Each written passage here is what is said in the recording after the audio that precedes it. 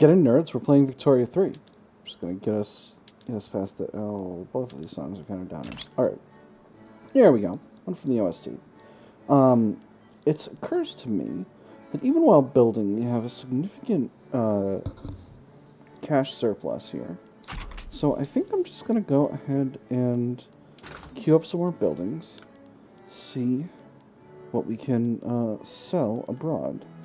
Art is always a good item to be exporting, and porcelain is too. Europeans will eat a lot of porcelain. I'll tell you what. And of course our glass market can always use expansion, so we're going to put together some more glassworks, friends. Let's take a look at some good locations for getting these built. I don't have any in Svirland yet, so let's just go ahead and build 5 levels of glassworks there. And to make sure that they stay profitable, well, glass we're exporting, we're using virtually all of. Porcelain over here. Let me see, we can export some more of this to Prussia. Let me get that going. Did I not just build a bunch more? There we go. There's those ports coming online. That's wonderful. That's exactly what we need. Although to be completely honest, I may end up building more of them because as a country, we don't do hardly any colonization at all. So we're not really... Hey, excellent. That's actually a much more significant cut in our authority than I thought, but that's okay. We'll just cut a consumption tax and move back to where we want to be. And now we have a movement for a compulsory primary school. I think I'll go ahead and do that. And our industrialists are still generally very happy with things, so I'm hoping they don't try to put a stop to this. We can go immediately forward to having better education. So moving right along here. What else is strong in our market?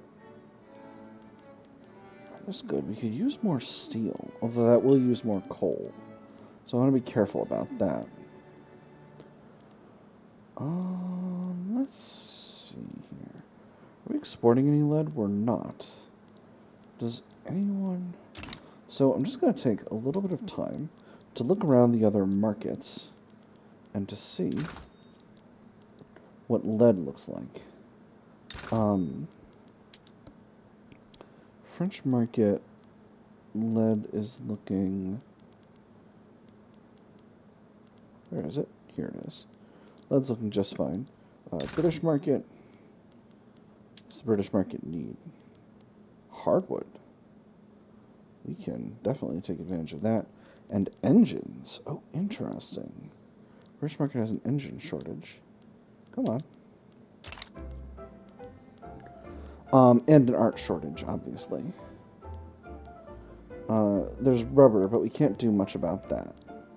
But we could definitely produce engines. We got plenty of steel for making engines. What about Prussia? Prussia's a little short on... Well, we're doing this. A little short on luxury clothes, interestingly enough. And luxury furniture. We could actually might be able to export luxury clothes to them right now. Make some money. Oh, actually. The American market is really profitable for exporting luxury clothes to. Interestingly, we found ourselves once again short on convoys.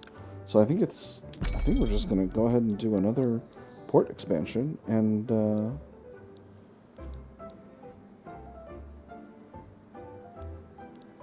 yeah, I think we're going to have to go ahead and do that because I sure don't want to be in a situation where we can't do everything we need to do because we don't have enough convoys.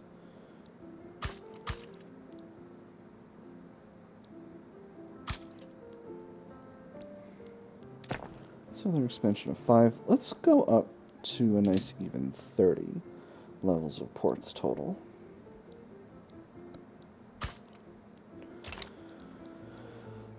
Alright, so that's going to be helpful to us. How does our engine situation look? We're doing just... Hold up. Oh, because we're already exporting a bunch of engines. We're exporting engines. Someone else is pulling in our engines. It's probably Great Britain, to be honest. Oh, Russia mostly is. Well, that's really interesting. And Brazil, a few as well. Oh, interesting. We've got quite a few distant powers who are relying on us for engines. That's neat. Let me see. These will be done in 7 weeks, and then I think we'll have enough capacity to move forward with building up those ports. So, allies of convenience. Just as the Compulsory Primary School looked ready to topple, Jacob von Holstein rallied their faction. It now has the support it needs to pass without compromise. When support was called, the unlikeliest hand in the audience rose. Another hand lifted, and a third behind them. The faction with the least to gain from its passage, yet nothing to lose either way ascents. Cheers of exuberance followed howls of defeat as the law charged on ahead. Welcome their support. This gets us a bunch of loyalists. Extra interest group attraction for von Holstein and enactment chance. Or tally this favor, they certainly will.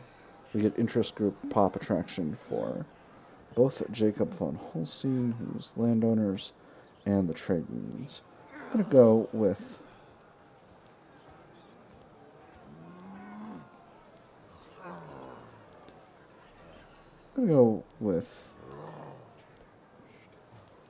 this one. It's going to strengthen the trade unions, and that's really useful for us. We're still actually doing really well financially. We've got a really nice reserve. This is wonderful. We're doing really well.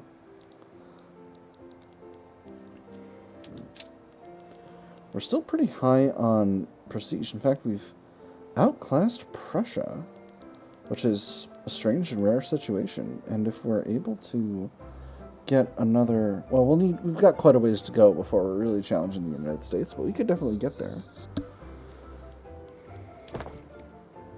You know what I think is actually going on? I think our port situation, we're expanding trade routes every time our ports increase, and that's what's causing this. So I think what we really need is just a really large increase in convoys. So I'm going to go ahead and do that. Also, now that we've got Cultural Exclusion, it shouldn't be too long before we start getting... Let me see, how many does that put us at? 38. We'll do 2 more to get us a nice even 40.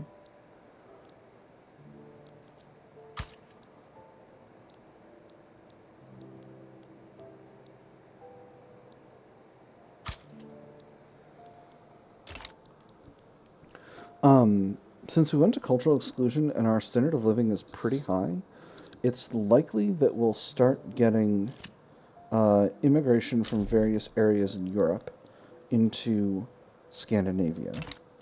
A novel solution. In Jacob von Holstein's library is a popular new book with a vision of what Compulsory Primary School might look like. Lawyers affiliated with the trade unions say the contents are legally sound. We've seen this event before, but I'll read it again. Most of the time, fiction is merely that, something to pass the time. Sometimes, a true vision of possibility creeps through. Once in a blue moon, well-written fiction can change how people think. Every so often from there, however, it might be mistaken for divination. So, we can do canvass the public about this light reading, which gives us extra popularity for von Holstein and for the trade unions, and a little bit of enactment chance. Procure a copy with our compliments to the author. This costs us a bunch of cash, but it gives us a much larger enactment success chance. Or, fiction should remain entertainment. I'm still liking that 5% authority, so I'm going to go ahead and do that. It's not that much at this point in our history, but it's keeping a little buffer there is surprisingly effective. Let's see here. So what this is going to do is this is going to allow us to do one more level of education investment, and that's going to be really useful. Are we done with that bureaucracy debuff that we had? Looks like yes. So we have both of these bureaucratic trusts giving us authority permanently. We've got respect for procedure, which gives us 10% authority temporarily. That's that thing from that bureaucrats event that we had a little while ago. Alright. This is generally really good. Look at this. Look at this. Almost half of our population are loyalists. This is wonderful. We're doing really well. I'm just hoping we can keep this growth going in terms of standard of living. Because that's really, truly important. Still trying to get the dyes we need.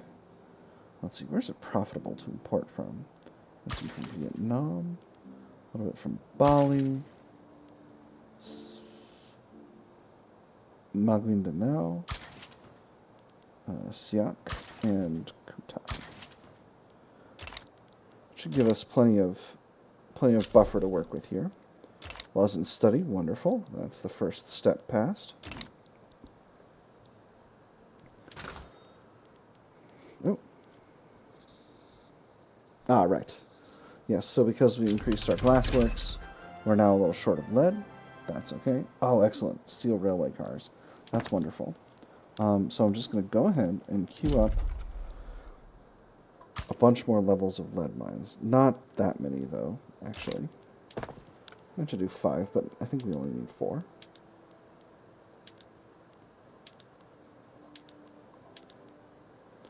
Okay, that's 4. And then, since we just got steel railway cars, this will let us produce just a ton of transportation. 315 more at a cost of 105 steel. So, we'll look at transport and we'll look at steel. So steel's here. 105 is not a completely ridiculous number, although we should produce more steel. And then transport, it'll go a long way to helping out with our transport situation. We do get 17k government dividends, so if this should increase the profitability of our railways significantly, and that should produce a little bit more in government dividends, which would be nice. It might take a second to sort itself out. It'll take a few weeks. There we go. It's lower. Okay. Nailed it. 10 out of 10. Business queen. Alright, so that is sorted out. I think the private construction queue, yeah, I think we're definitely going to need more steel mills. And actually, part of the reason we're going to need more steel mills here is because we need to...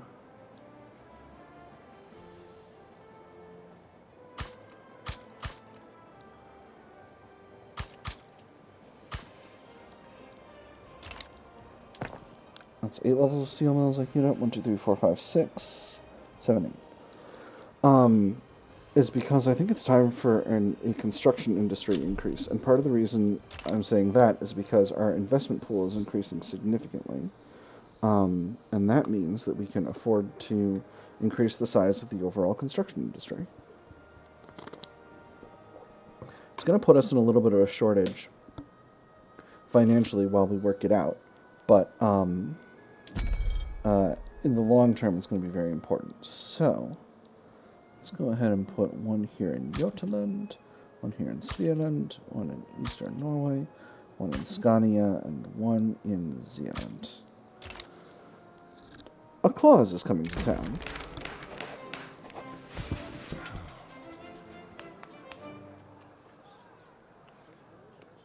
So, this is the bickering event. So once again, we can let them bicker, which makes Jacob von Holstein more powerful. Or we can throw a bone if it will silence them, that'll make one of them happy. And I think that's what we're going to do. So let's see. Both groups are doing just fine opinion-wise, so I don't even care which happens.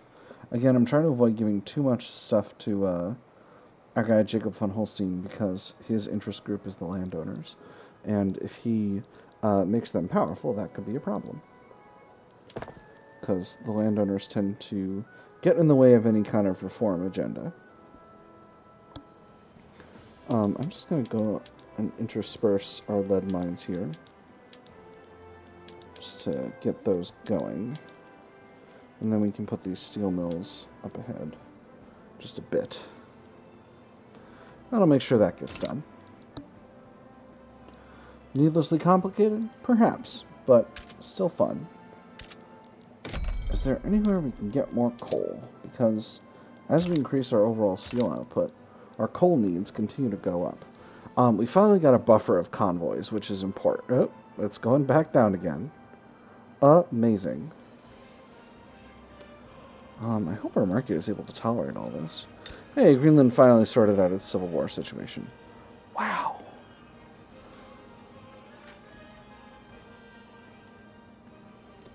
That's heck of unusual politics.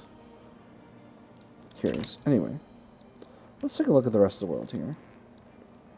The United States of America is, as usual, having a little bit of a hard time. Did you guys achieve... Still cultural exclusion. Interesting. We have some movements.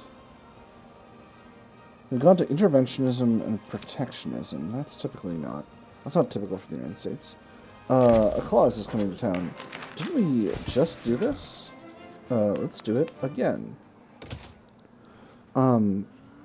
Universal suffrage, presidential republic. Nothing too out of the ordinary, although they have gone to appointed bureaucrats instead of elected. This is a fairly typical mid-game United States right here. So that's interesting. Nothing particularly shocking about that. Let's see. French Republic. Who's the government right now? Mathieu de la Drôme. I don't know who that is. Not a historical character at any rate. For laws... Universal suffrage parliamentary republic. That's really interesting. Oh, I was going to look at standards of living all around the world and see where we measure up. So we have 15.8 on average, 14.1 for the lower stratum, 22.6 for the middle stratum. Great Britain is looking at a standard of living of 15.1, with a lower SOL for the lower stratum, but a higher average one for the middle. Interesting. France is rocking 13.2, with a much lower one for the lower stratum, but about the same for the middle, or just a little bit less for the middle. Prussia has 12.3, significantly lower standard of living from us. Austria has 11.8, also significantly lower, and same with Prussia, with Russia. So, yeah, I think we should be pulling in significant immigration from these countries in not too long. Golly, that is a lot of battalions.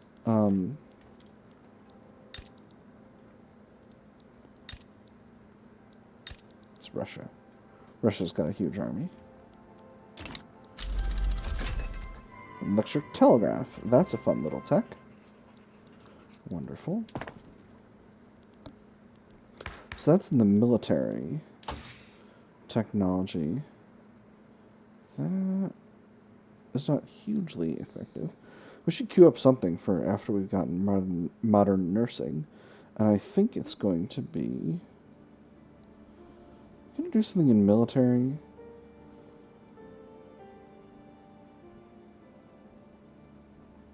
How long would trench works take? Only 6 years. That's surprising. Maybe we'll do gynecol. It's a nice way to increase our that'll increase our naval doctrine, which is a nice way to increase our navy without spending much. For society, identification documents will let us improve our home affairs, but feminism would let us get women the vote, and I think that's useful for us. In terms of production, though, vacuum canning would be really useful, so I think we're going to pull that in. And then we'll grab feminism. And then, open hearth process will make our iron mine, or our steel mills more productive.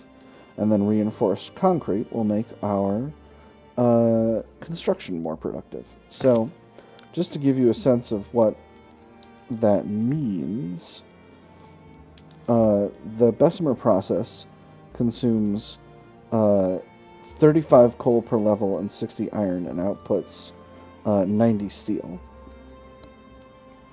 The open hearth process will increase the amount of iron input, which of course we have plenty of, so that'll be fine, and dramatically increase the steel output, which is very useful to us. So, Allies of Convenience. We've had this event before. Once again, I'm going to go with Tally this favor, they certainly will, to give... oh,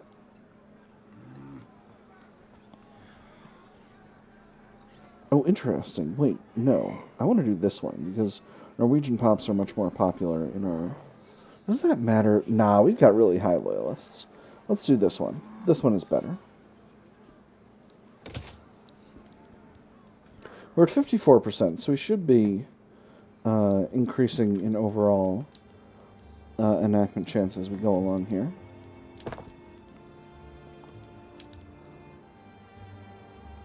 This will make our food industry significantly more productive, which is odd. Let's do it. Huh.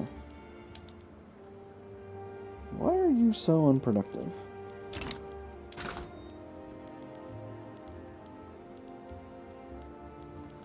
Look at our trade routes and see what we're importing. We're importing a lot of dyes. We knew that.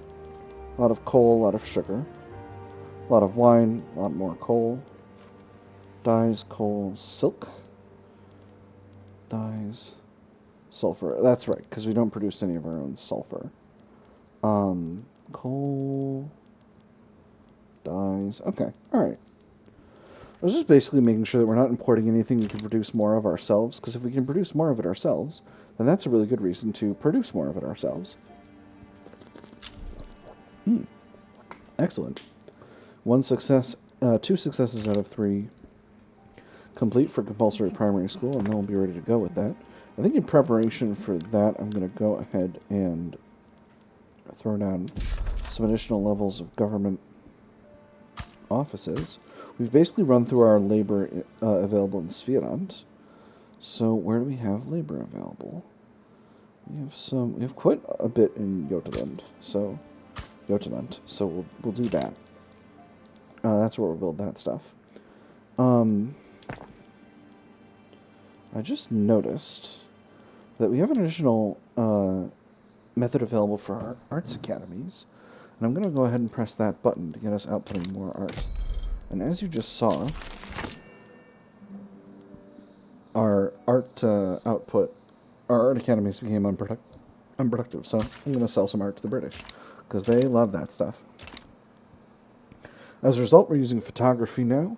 We get an event called Captured Light and Shadow. The interest in the photographic arts throughout Scandinavia has spawned many new artistic movements experimenting with the technology. It can perhaps seem too harsh to capture reality as the human eye perceives it without any of the love or mercy of the human heart softening the image. However, by moving the responsibility from the artist to the observer, we hope to make people more aware of the contents of their own hearts. This should be the new tool of reporters everywhere. Extra text spread for 5 years. That's pretty neat. It should be used to capture the beauty of Scandinavia. 25% migration attraction. That's pretty strong. Or we should put our efforts towards making these pictures come alive. A bunch of progress for film. I'm going to go with the migration attraction. I think combined with our intelligentsia producing migration attraction through their ability. I haven't talked about these abilities, and I should. At some point. Ooh, stamp out monarchism completed. That's pretty fun. Anyway, what I was saying was we should have a healthy amount of migration attraction in these states. So, like, this one's got medium. This one's got medium.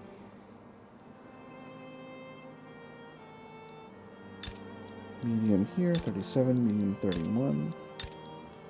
Migration attraction is just about balanced. I'm not sure why Schleswig-Holstein has very high. So it's based on standard of living in unused arable land.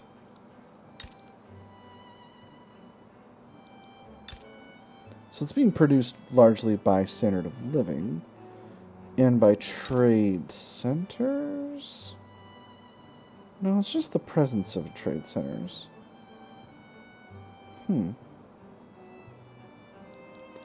that's really interesting. So, the last monarchists. Scandinavia has successfully maintained a republican form of government for many years now. There are few who still remember the old monarchy with any fondness. The days of high-born kings ruling over the meek peasantry atop a gilded throne are over. Let them pass into the realm of storybooks and fairy tales where they belong, and let nostalgia for those days become an idle fancy, not the grim face of reaction. So, we see no harm in nostalgia. That doesn't do anything. It makes landowners a little weaker temporarily and makes them happy. But we must put the past behind us. That makes them lose the paternalistic ideology. And the reason I've slowed the game down is because I just want to review what that does so that you can see it. Because that's the option we're going to pick. So, landowners' paternalistic ideology is, once again, they like monarchy and dislike republics, especially council republics. They like autocracy and landed voting, and they dislike suffrage of most kinds. They like hereditary bureaucrats and dislike when the bureaucrats are elected. They like having local police forces. They like traditionalism and dislike basically most of the more effective forms of economy system, laissez-faire, interventionism, cooperative ownership, and command economy. And then trade policy, they dislike free trade and like isolationism and mercantilism. Wonderful. Just finished that out. I'm just going to go ahead and queue this up, and then we'll finish out this event. So, we must put the past behind us. So that gives the landowners instead the elitist ideology, which is for governance principles. They like presidential republic, parliamentary republic, and theocracy. They're neutral on monarchy. They still hate council republic. Distro power, they haven't changed. They like autocracy less and oligarchy more. That's interesting. Bureaucracy, they still like hereditary, but they don't care if the bureaucrats are appointed or elected. And then policing, they like local police still, and they oppose no police. So they no longer care about the economy or trade. I think that's the difference. Anyway, that's pretty neat. Just a fun little event. And now you want oligarchy. That's so strange. You're a reformer. Anyway, it's been fun. Thanks for helping out with all that stuff. 3 weeks. I forgot this ability had a cooldown. I'm just imagining the guys, the immigration services showing up at his door like, the government wants to thank you for all the good work you've done. It's like, oh yes, but by the way, it's time to go. And he goes, you can only exile one person every 5 years. And to my count, I'm just imagining him pulling out one of those flip calendars. To my count, it has been almost 5 years. In fact, 3 weeks to the day since it will be that you ejected that other guy. I forget his name. I think I forgot his name at the time, too. So, technically I'm allowed to stay in the country for another 3 weeks before I could be exiled. With that having been said, though, it's been nice, but I don't want a movement for oligarchy. Although, actually, he's only putting it at 115 loyalists. This guy's producing 3K. So, I think actually this guy's gonna go. Bye!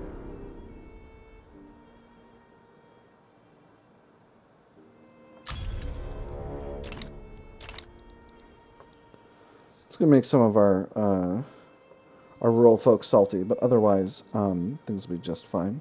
I expect this movement will disband pretty soon. All right. And that takes us nicely right into 1874. We've passed compulsory primary school. We've changed up some of our... there's a Radical People's Party again. Oh. Vanguardism. That's interesting. Hold on. I just want to give a read through on this, because this is a new ideology that we haven't seen yet in this run. And interestingly, they form up with a reformer in the armed forces into the Radical People's Party. So, Vanguardist is the first ideology we've run into that endorses council republic. A council republic is characterized as a political system where the workers elect delegates to local councils, extends concepts of workplace organization to general governments. So it's very much an election-based system that gives a bunch of extra power to the trade unions and reduces government ideology penalties. So if you want to do big communism, council republic is the type of government you need for that, and that's going to unlock a bunch of other communism options. So they like that, but they dislike all the other forms of government.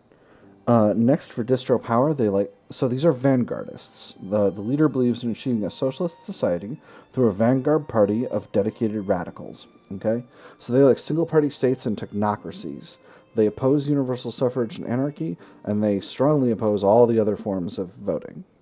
Economic system, they like command economy a lot, and they like cooperative ownership okay. So cooperative ownership is like the decentralized form of communism. And command economy is the central, the big Soviet model, basically. Trade policy, they like protection and isolation, which is interesting.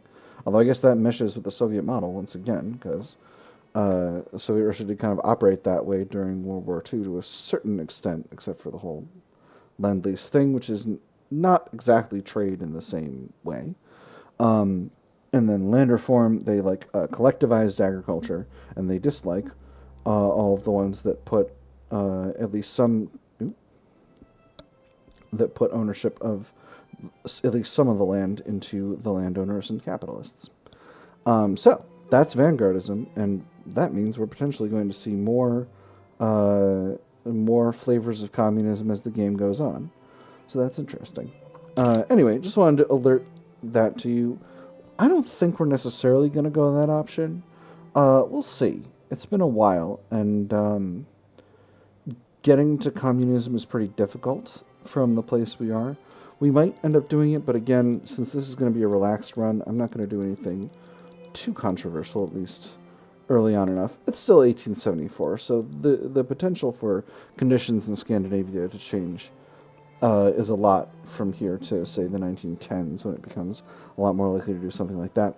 But in any case, I've had fun. I hope y'all have had fun, and I'll see y'all on the other side.